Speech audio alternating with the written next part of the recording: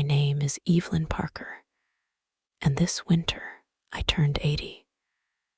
When you reach my age, you don't count years the way you used to. You count moments, mornings you wake up without pain, afternoons when the light hits the wall just right, evenings when the house feels a little less quiet than usual. This morning, though, it was the snow that caught my attention. It was falling softly outside my living room window, drifting down in slow, silent waves, covering the street in white. I stood there with my hands wrapped around a warm mug of tea, watching as if it were a memory unfolding in front of me. Snow has a way of doing that, of carrying you backward, whether you want to go or not. For a long moment, I forgot where I was. I forgot the small apartment, the ticking clock, the ache in my knees. I saw myself as I used to be younger, standing at another window in another house, with a life that felt so full it might burst at the seams. Back then, winter meant noise. Children pulling on boots that never quite fit. The sound of my husband, Thomas, laughing as he shook snow off his coat by the door. The smell of soup simmering on the stove while the radio played softly in the background. Our house was never quiet in winter. Not with two little ones racing through the halls, not with neighbors dropping by, not with friends squeezing in for coffee just to warm up. I smiled at the memory, the corners of my mouth lifting without me even realizing it. Thomas used to say that snow made everything look new again, that it gave the world a chance to start over. I used to tease him for being sentimental, but secretly, I loved that about him. He could find meaning in the smallest things, a snowfall, a bird on the fence, the way sunlight danced across the floor in the late afternoon. Pay attention, Evie, he'd say. This is the good part. And I would roll my eyes and laugh, pretending not to know exactly what he meant. But I did. Those winters feel like another lifetime now. Thomas has been gone for 12 years. The children are grown, scattered across cities and busy lives. The big house was sold long ago, traded for something smaller, quieter, easier to manage. I told myself it was practical, and it was. But it was also the moment I truly realized that chapter of my life had closed. Still, when it snows, all of it comes back. I remember bundling the kids up so tight they could hardly move, their little faces peeking out from scarves. I remember Thomas coming in with red cheeks and cold hands, pretending he couldn't feel his fingers, so I'd have to hold them. I remember standing at the stove, watching steam rise, feeling tired, but full in a way that only comes when your heart is exactly where it's supposed to be. I stood there by the window for a long time that morning, letting the memories wash over me, letting myself be that woman again, just for a few minutes. The one who moved quickly, who laughed loudly, who thought there would always be another winter, another Christmas, another year just like the last. Then my tea grew cold in my hands, and the present slowly found its way back. The room around me was quiet, neat, still. A small tree with a few white lights stood in the corner, more out of habit than celebration. A knitted blanket lay folded over the back of my chair. The clock ticked steadily on the wall, reminding me, gently but firmly, that time was still moving forward. I sat down, easing myself into the chair by the window, and kept watching the snow. Cars passed slowly, tires crunching softly against the fresh layer. A young couple walked by, arms linked, heads close together. I wondered, not for the first time, what they would remember when they were my age. What moments would come rushing back to them on quiet winter mornings?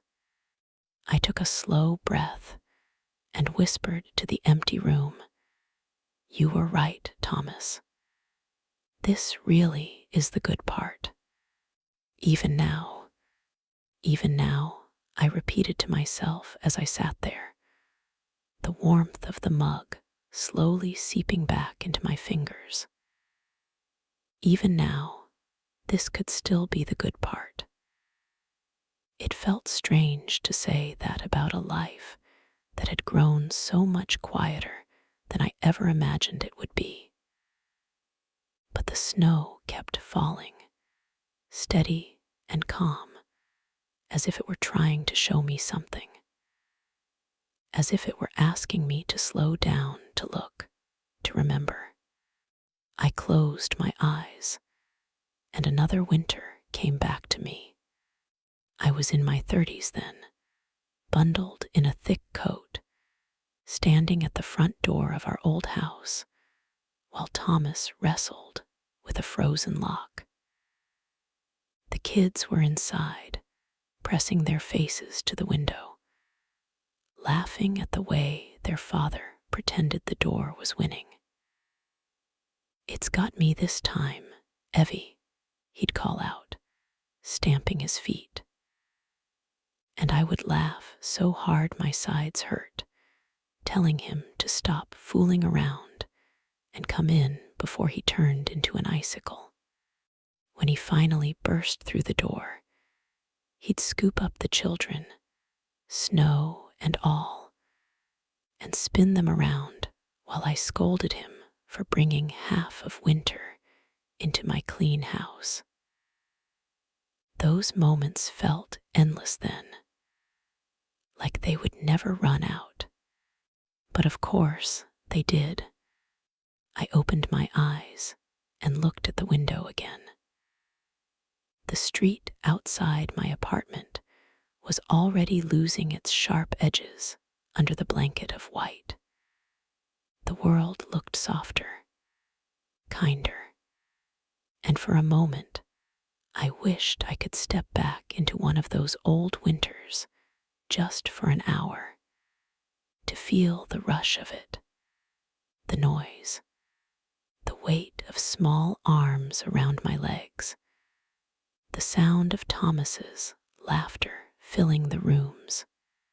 Instead, I sat alone with the ticking clock and the slow rhythm of my own breathing. There are days when that quiet still surprises me, even after all these years. When Thomas died, friends told me I would get used to it, that the silence would become normal. In some ways, they were right. I learned how to sleep without hearing his gentle snoring beside me, how to cook for one, how to make decisions without turning to him and asking, "What do you think?"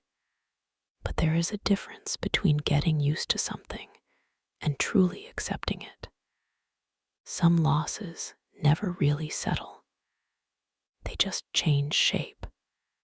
I stood up and moved closer to the window, resting my hand lightly against the cool glass. Snowflakes clung there for a second before melting away, leaving tiny trails behind. It reminded me of the way time works, how moments land on us, stay just long enough to be felt, and then disappear, leaving only faint traces in our memory. "You'd love this," I whispered, imagining Thomas standing beside me, his arm around my shoulders.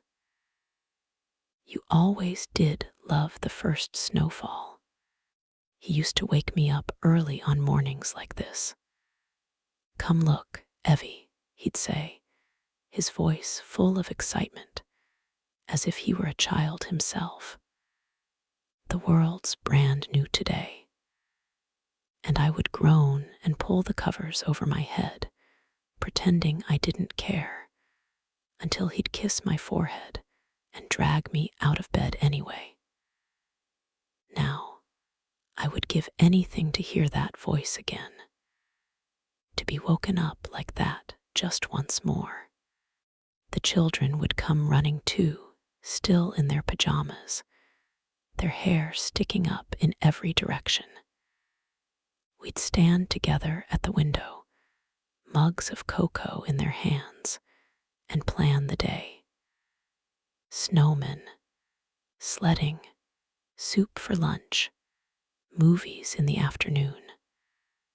Those days felt simple, safe, like the world outside might be cold, but inside our walls, everything was warm. I smiled at the memory, then felt that familiar ache in my chest, the one that comes when joy and sadness mix together so tightly you can't tell where one ends and the other begins. I turned away from the window and looked around my apartment. It was clean, orderly, quiet. I had arranged it carefully when I moved in, bringing only what I truly needed. A few pieces of furniture, some photographs, Thomas's old armchair, which I couldn't bring myself to part with, even though it took up more space than I liked. Everything else had been sold, given away, or left behind. Sometimes I wondered if I had given away more than just things, if I had left pieces of myself in that old house too. I sat back down in my chair and pulled the blanket over my legs. My knees ached more in winter, and I welcomed the warmth. The clock ticked on. The snow kept falling. And then something small happened. Something so ordinary that, in another time, I might not have noticed it at all. A child's laughter drifted up from the street below. I leaned forward, curious, and peered through the window. A little boy, no more than 6 or 7, was dancing in the snow, trying to catch flakes on his tongue, while a young woman, his mother, I guessed, stood nearby, laughing and telling him to slow down before he slipped. He didn't listen, of course. He never would. He just kept spinning, arms outstretched, as if he were trying to hug the whole world. The sound of his laughter reached me again, faint but clear. And suddenly, I wasn't just remembering my own children, I was seeing them.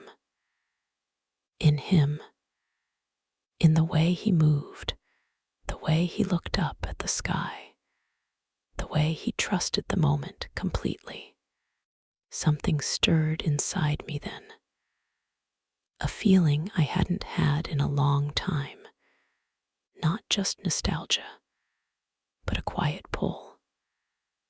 a reminder that life was still happening right there outside my window, that I was still part of it, even if only as a witness.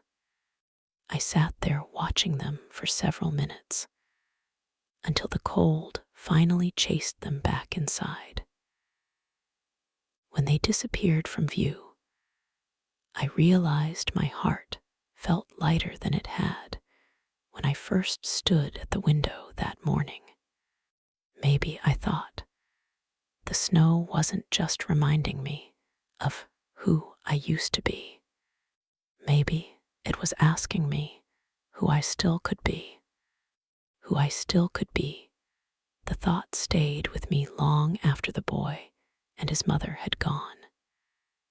It echoed in the quiet of my little living room, settling somewhere deep inside me.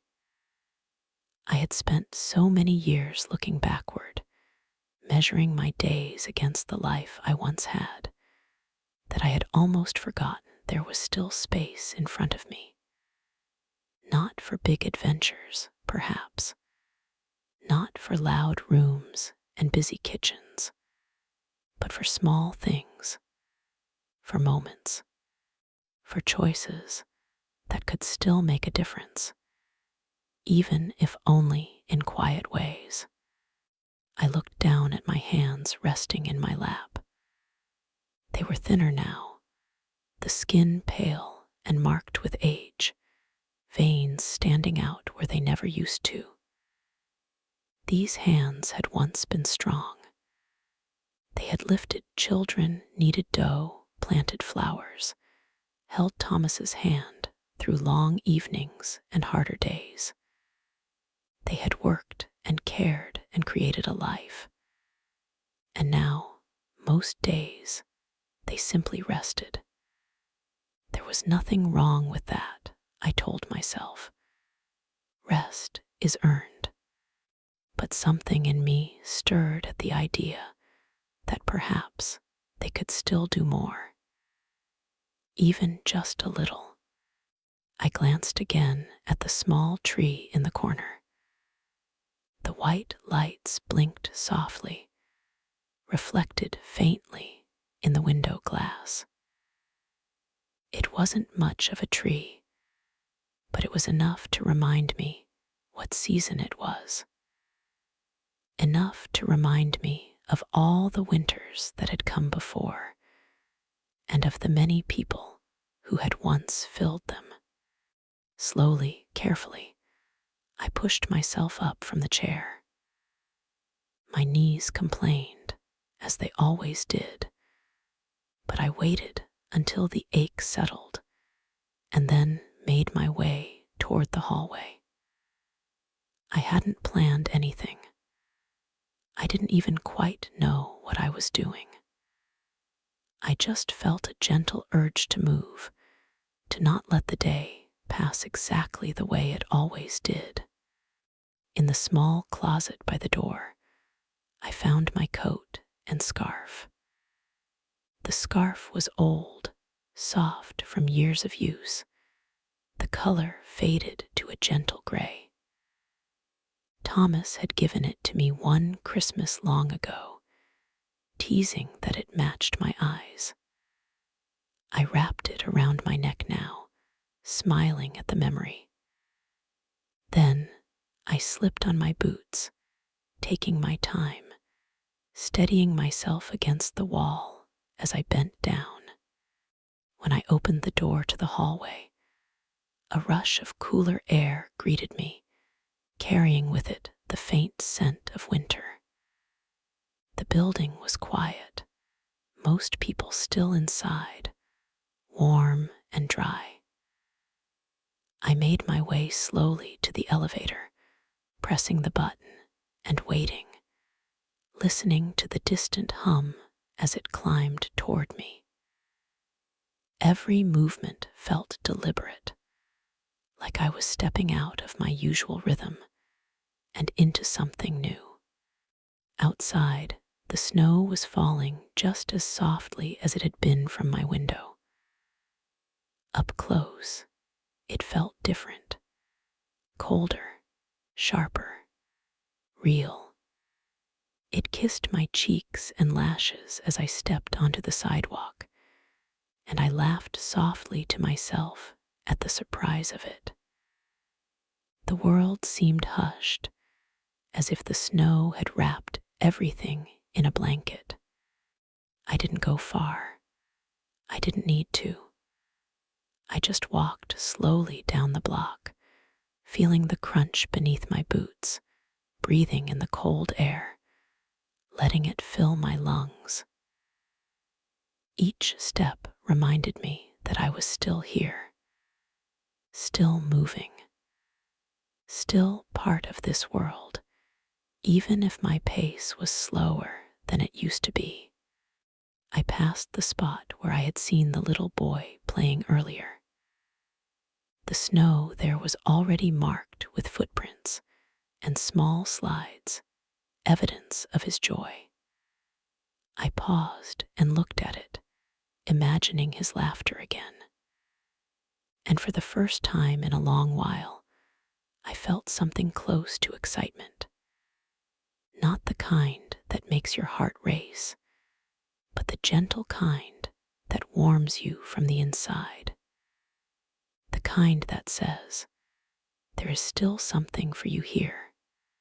By the time I turned back toward my building, my cheeks were pink and my legs felt tired, but in a good way. The kind of tired that comes from doing something, not just waiting. When I reached my door again, I stopped for a moment, looking back at the street. Snow continued to fall, steady and quiet, turning the ordinary into something almost magical. "Thank you," I whispered into the cold air. I wasn't sure who I was thanking. The snow, the memory, Thomas, or maybe just life itself. Inside, the warmth wrapped around me again as I closed the door. I hung up my coat and scarf, then made my way back to my chair. But this time, when I sat down, I didn't feel quite so heavy.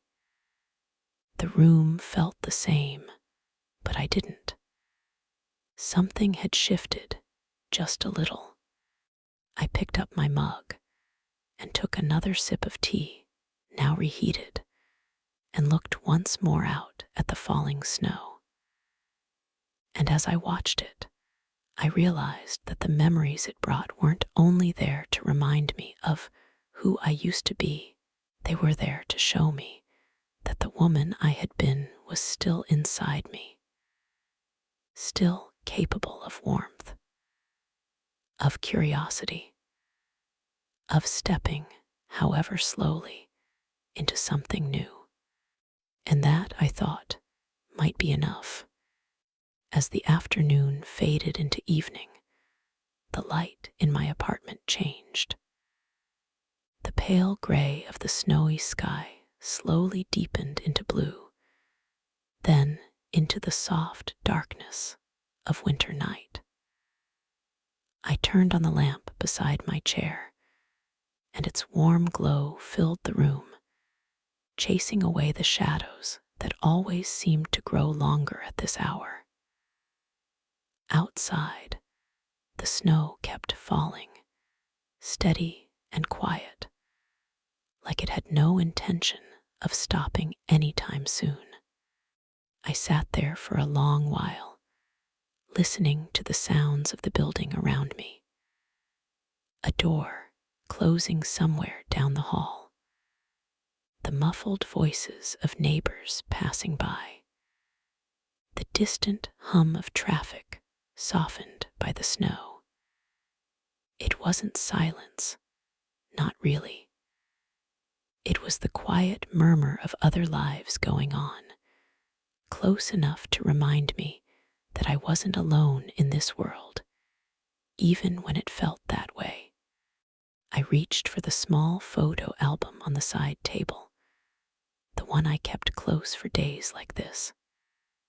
The cover was worn, corners bent, pages filled with years of memories. I opened it slowly, letting it fall to a page I knew by heart. Thomas and me, standing in our old backyard, bundled in coats, snow piled high around us. He had his arm around my shoulders, and I was laughing at something he had just said, my mouth open in a way that showed I hadn't cared how I looked at all. We looked happy, not the posed kind of happy you try to capture for a camera, but the real kind that sneaks up on you when you're not paying attention. "You always made me laugh," I whispered to the picture. Even when things were hard. I turned the page. The children as they grew. Missing teeth. School plays. Birthdays. Christmas mornings with torn wrapping paper and bright eyes.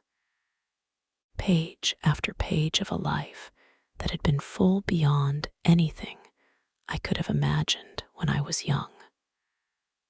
A life that even now, I realized, still belonged to me, even if the days ahead looked very different from the days behind. There was a time not so long ago when I would look at these photos and feel only loss. A sharp ache that made me close the album and push it away. But this evening, as the snow continued to fall outside my window, something felt different. The ache was still there, but it was softer, wrapped in gratitude, in the quiet knowledge that I had been luckier than I had ever really allowed myself to admit. I closed the album and set it back on the table. Then I leaned my head against the back of the chair and let my eyes drift to the window once more. The streetlights had come on, casting a gentle glow over the snow-covered road. Everything looked peaceful, almost dreamlike. And in that calm, a thought came to me that surprised me with its clarity. Maybe this season of my life wasn't meant to be loud. Maybe it wasn't meant to be full in the way it once was. Maybe it was meant to be quiet, so I could finally hear the small things, the ticking clock, the wind against the glass, my own heartbeat. Maybe it was meant to be slow, so I could notice the way light changed, the way snow fell, the way a single moment could still carry so much meaning. I had spent so long grieving what was gone that I hadn't noticed what was still here. I was still here, breathing, remembering, feeling. That had to count for something. I stood up again, feeling steadier this time, and walked over to the window. I rested my hand against the glass and watched the snowflakes drift past the streetlight. Each one different, each one lasting only a moment before becoming part of something bigger. It reminded me of us, of people, of lives, of how small we can feel on our own, and yet how much we matter when we become part of a larger story. "I'm still here," I said softly, not to anyone in particular, but to myself. It felt important to say it out loud, as if naming it made it more real. And for the first time in a long while, I believed it. I didn't know what tomorrow would bring. Another quiet day, another snowfall, another memory stirred by some small, ordinary thing. but I knew that when it came, I would meet it differently than I had before. Not just as someone waiting for time to pass, but as someone still willing to step into it, one slow step at a time. I turned away from the window and made my way back to my chair. The room felt warmer now, not just because of the heater, but because something inside me had warmed too. I pulled the blanket over my legs, closed my eyes for a moment, and let the steady rhythm of the ticking clock and falling snow carry me into a gentle calm. The snow outside my window had reminded me of who I used to be. Yes, but more than that, it had reminded me that I was still me, and that, I realized, was enough to begin again.